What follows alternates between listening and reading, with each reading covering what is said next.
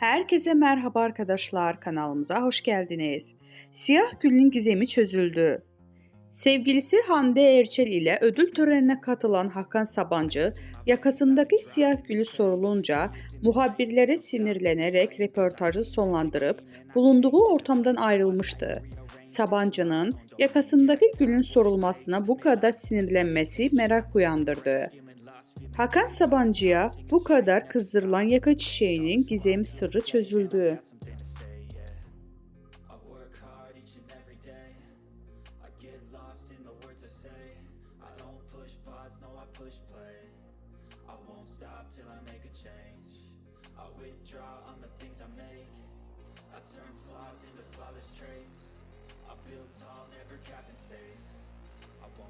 Till I hear him say